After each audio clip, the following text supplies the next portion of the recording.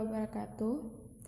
Saya Wahyu Sapitri, kelas 4C, Prodi S1 PGSD, dari Universitas Pahlawan Tuanku Busai.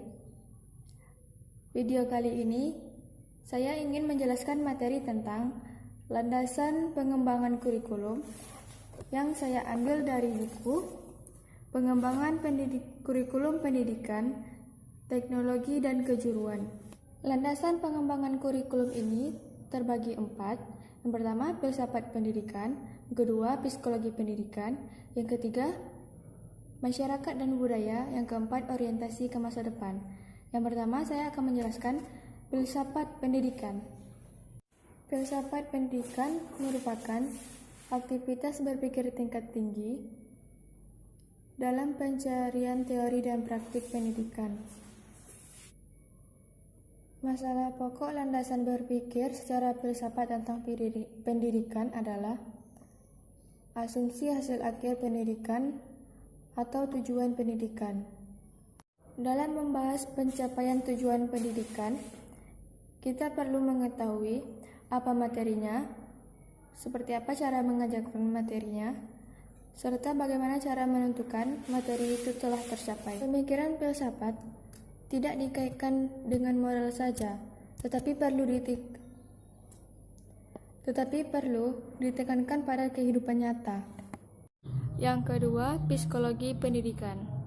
Crow dan Coe mendefinisikan perilaku bukan hanya yang teramati saja, tetapi mencakup reaksi seseorang. Itu merupakan resultan dari karena hal itu merupakan resultan motivasi internal atau stimuli lingkungan. Definisi psikologi Crow dan Coe memang sangat sederhana, namun kajian psikologi jauh dari kata sederhana. Psikologi pendidikan merupakan cabang ilmu psikologi yang mengkaji pengalaman hidup belajar sepanjang hayat. Pendidikan sebagai suatu proses dalam arti akumulasi pengalaman yang berkesinambungan. Nana S. Sukmadinata mengemukakan kemajuan pada anak sebagian besar terjadi karena anak belajar. Nana S. Sukmadinata mengemukakan bahwa kemajuan pada anak terjadi karena anak belajar, baik melalui proses peniruan, pemahaman, latihan, pengingat, maupun penerapan dalam pemecahan masalah. Psikologi pendidikan terbagi dua, yaitu psikologi perkembangan dan psikologi belajar. Psikologi perkembangan. Ada 10 fakta kaidah psikologi perkembangan, yaitu yang pertama, sikap kritis. Yang kedua, peran kematangan dan belajar. Yang ketiga, pola perkembangan. Yang keempat, perbedaan individu. Yang kelima, tahapan perkembangan. Yang keenam, perkembangan memiliki risiko. Yang ketujuh, rangsangan. Yang kedelapan, pengaruh budaya. Yang kesembilan, harapan sosial pada setiap perkembangan. Yang kesepuluh, keyakinan tradisional. Yang kedua, psikologi belajar. Psikologi belajar merupakan kajian bagaimana seseorang itu belajar, baik individu maupun kelompok. Psikologi belajar dikembangkan dan diperkuat melalui latihan seperti halnya melatih anggota badan, sehingga menjadi suatu kebiasaan. Yang ketiga, masyarakat dan budaya. S. Nasution mengemukakan mendidik anak dengan baik hanya mungkin jika kita memahami masyarakat di lingkungan sekitar. Oleh karena itu, setiap pembina kurikulum harus senantiasa mempelajari perkembangan keadaan, kegiatan, dan aspirasi masyarakat. Proses kebudayaan tidak terjadi dalam keadaan vakum, tetapi selalu berinteraksi dengan lingkungan budaya.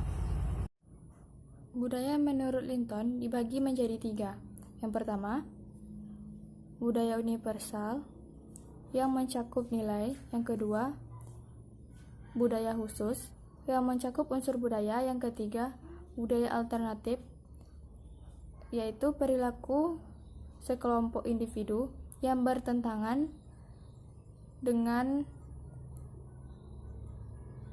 norma-norma masyarakat yang berlaku. Yang keempat, orientasi ke masa depan. Pendidikan hendaknya mampu menghasilkan manusia yang berorientasi ke masa depan, hemat, memiliki hasrat eksplorasi, menghargai karya, berusaha dengan kemampuan sendiri, disiplin, serta bertanggung jawab. Yurmaini Mainuddin memprioritaskan kreativitas, prakarsa, dan pemecah masalah bagi para lulusan. Yang dapat dijelaskan, kreativitas adalah kegiatan mental yang bertahap. Prakarsa erat kaitannya dengan konsep motif. Pemecah masalah mendorong untuk berpikir bagaimana cara menyelesaikan masalah tersebut. Ennis mengasumsikan bahwa berpikir kritis dibagi menjadi 3 dimensi. Dimensi logis memiliki kemampuan menilai hubungan. Dimensi kriteria merupakan kemampuan menilai suatu konsep.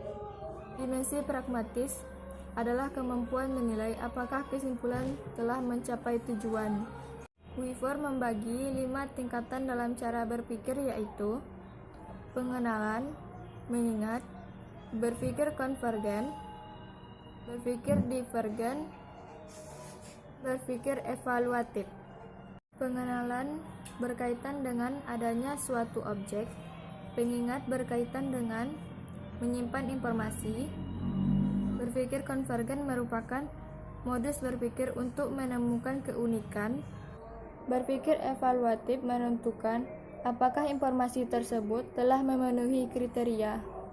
Guifor juga menjelaskan bahwa kepada individu bahwa informasi dapat terbagi menjadi gambaran, simbolik, matematik, dan perilaku atau tanggapan. Demikianlah hasil presentasi yang saya sampaikan. Lebih dan kurang saya mohon maaf. Wassalamualaikum warahmatullahi wabarakatuh.